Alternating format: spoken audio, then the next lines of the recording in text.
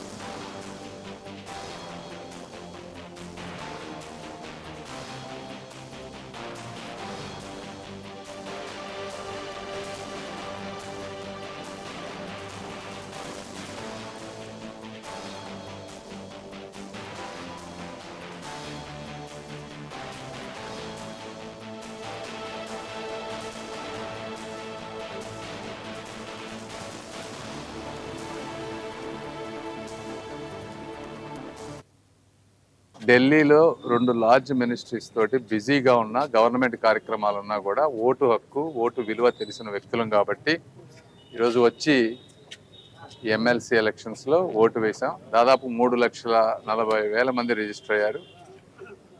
ఇందులో ఇదంతా గ్రాడ్యుయేట్స్కి సంబంధించినటువంటి వ్యక్తులు, విజ్ఞానవంతులు, విద్యావంతులు, తెలివైన వారు, సమాజ దృష్టిని అన్ని కోణాల నుంచి ఆలోచించగలిగినటువంటి వ్యక్తులకు జరిగేటువంటి ఎలక్షన్స్ ఇవి. కాబట్టి మీరు అందరూ వచ్చి ఓటు హక్కు వినియోగించుకొని అభివృద్ధి ఇంకా ముందుకు వెళ్లే విధంగా మాలాంటి వారందరికీ కూడా ఊతమిస్తారని మనస్ఫూర్తిగా కోరుకుంటూ 1 గంట సమయాన్ని దయచేసి అందరూ వెచ్చించి ఓటు వేయాలని మనస్ఫూర్తిగా కోరుకుంటా ఉన్నాను. మీరు వేసే ఈ ఓటు దాదాపుగా 6 సంవత్సరాలు ఎమ్మెల్సీ 6 సంవత్సరాలకి ఒక బలం చేకూరుస్తుందని తెలుపుకుంటూ సెలవు తీసుకుంటాం.